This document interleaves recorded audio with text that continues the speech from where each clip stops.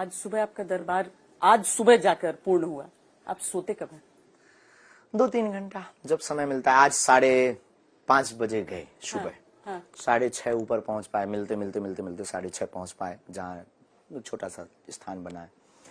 और फिर आ गए थे 11-12 बजे, फिर बैठ गए थे। तो कुछ लोगों को वहां बैठक करना, यज्ञ की व्यवस्था जो हुई है यज्ञ उसके सामान को वापस करना, धीरे धीरे फिर नीचे आ गए। जिंदगी में सोते तो रहना ही है। जितनी श्वास है, जितना समय है समाज सेवा और सनातन के लिए लगा पावे। हमें लगता है कि बहुत कम समय में हमें बहुत लंबी यात्रा तय करनी है सनातन के लिए। इसलिए हम कोशिश करते हैं कि शरीर के लिए उतना भोजन जरूरी जितने से जिया जा सके। हम खाने के लिए नहीं जीते, जीने के लिए खाते। उम्र की ऊर्जा है या दोनों है, संकल्प की? सनातन का जुनून है, संकल्प का जुनून है, दृढ़ता है, इष्ट की कृपा है, और हनुमान जी की दया है, और उम्र की ऊर्जा है, और सत्य संकल्प का ये प्रभाव है।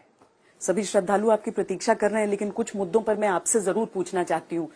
गौरक्षा पुण्य का काम है, पर गौरक्षा के लिए किसी इंसान की हत्या कितना सही है?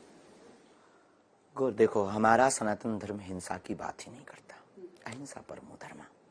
अगर आप हम पर आरोप लगाएंगे कि आप भी तो माला भाला की बात करते हैं, तो इस पर हमारा सीधा सिद्धांत मत सदैव यही रहा, भाला का अर्थ लोगों को दंडित करना नहीं, उनको उनकी असलियत बता करके झुकाना, आत्मरक्षा। तो गौ माता के लिए रक्षार्थ बहुत जरूरी है, परंतु शास्त्र ये भी कहता आतताई बधारणा।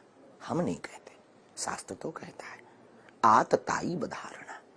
रावण जब नहीं माना, देखो भाई, एक व्यक्ति से अगर पूरा देश दूषित हो तो ऐसे व्यक्ति का वध ही उचित है।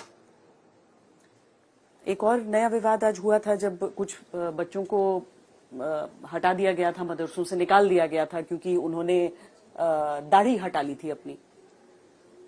ये धर्म की स्वतंत्रता, उनकी निज पंथ की मर्यादा। धर्म तो सनातन है, सनातन की बात है, धर्म तो सनातन है, ये उनकी निज पंथ की वैचारिक।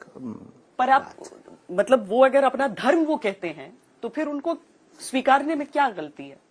जैसे आप पंथ कह रहे हैं, वो कहते हैं हमारा मजहब है। हमारे गांव में एक पागल था, वो अपने आप को प्रधानमंत्री कहता था, मर गया बेचारा। अब उसके कहने से वो प्रधानमंत्री थोड़ी हो गया। आजकल बचा नहीं है, अगर वो होता जिंदा तो हम आपकी मुलाकात करवाते। तो वो अपने आप को प्रधानमंत्री कहे। हम मिलते थे, साहब कैसे हो, क्या बन गए? प्रधानमंत्री हो गया।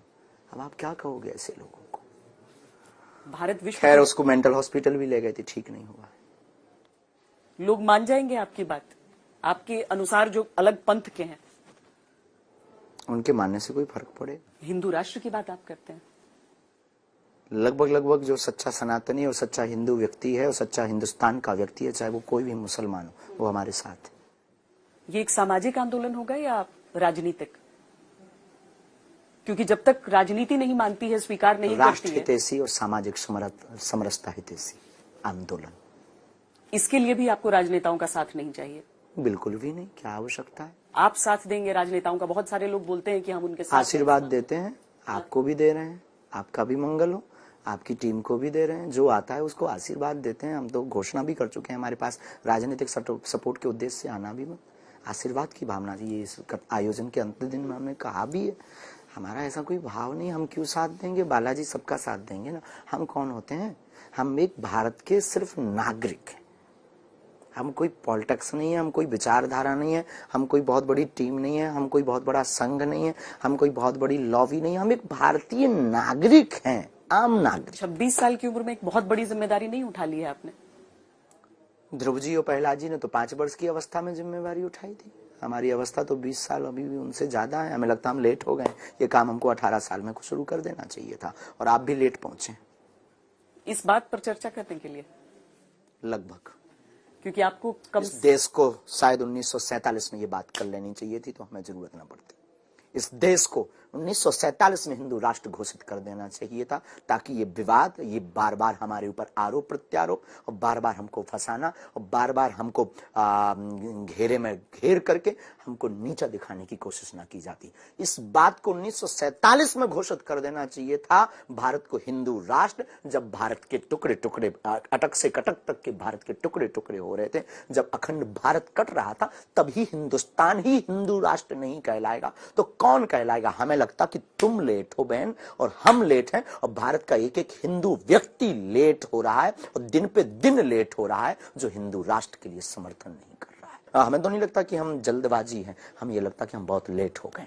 भारत को 1947 में हिंदू राष्ट्र घोषित होना चाहिए था। मुहिम हो गई है अब आपकी, एकमात्र लक्ष्य है सनातन हमारा एकमात्र लक्ष्य, हिंदू राष्ट्र हमारा एकमात्र लक्ष्य। आलोचना से भी कोई असर नहीं, आहत होते बिल्कुल भी नहीं, मुस्कुराते हैं आलोचना से। भगवान राम को भी लोग गालियां देते थे, हम तो आम हैं, हमें कोई मतलब फर्क भी नहीं पड़ता। Thank you very much, same to you बोल देते हैं रात को एकदम से 11 बजे, जब 12-1-2 बजे जाते हैं ना, हम बोल देते हैं सबको सेम टू यू। उनकी गाली उनको मुबारक। होली का त्योहार भी आने वाला है, भगवा रंग में सब रंगेंगे, भगवा रंग में रंगेंगे, बालाजी के रंग में सब रंगेंगे, क्या दिक्कत है। मतलब इसमें कोई राजनीतिक संकेत नहीं दे रहे हैं? बिल्कुल भी नहीं। राम रंग किसका राजनीति का है, किसकी बाप की बाप होती है।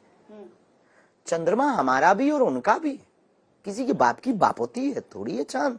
नहीं, हनुमान जी किसी की बाप की बाप होती थोड़ी है, हिंदुस्तान किसी की बाप की बाप होती थोड़ी है। हमारे सबके पूर्वजों का देश है, भारत के एक एक नागरिक का देश हिंदुस्तान है।